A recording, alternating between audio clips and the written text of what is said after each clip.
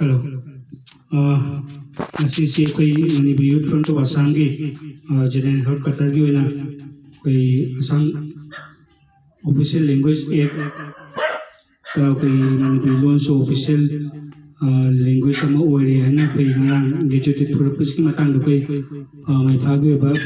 मियाम फम अमदी press meet सिदा सौजारी पुनमुक तगा चली लोयना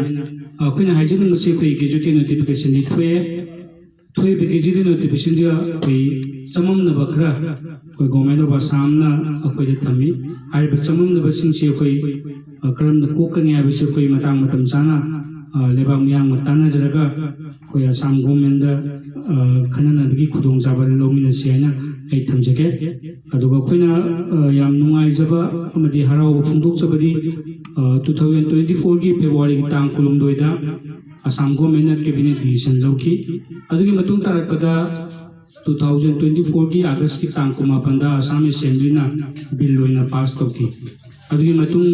ngasi sei amam bharat pasbo koi gejuted thurpuna ngaidun leyakni koi matang matam chana koi asam government da memorandum chingba koi thajunna gejuted thupi hoina demand to bon lakibani adu ngarang koina asam government ki website jing over the gejuted notification se upload torga leramne abuk pe koi gejuted thue adu bo ek amsung ayona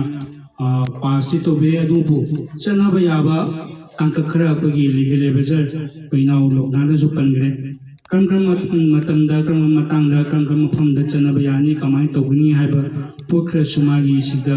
upon bunk छोन थमले असि अपन बसिंगे कोई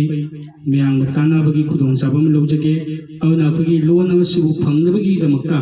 होना मिनिखिबा कोई मियां ममदी लनाई लुपसिंग कोई खुन खुंदले योरिबा कोई इमा मया पेबी क्लब सिंग जुसिंग लोइना कोई ओजा सिंग पुनो को कोई माफागी मागे दिंग खिलि तना थरो फुंग केरी मखा तारका हाइब नोटिफिकेशन असि माय पाकना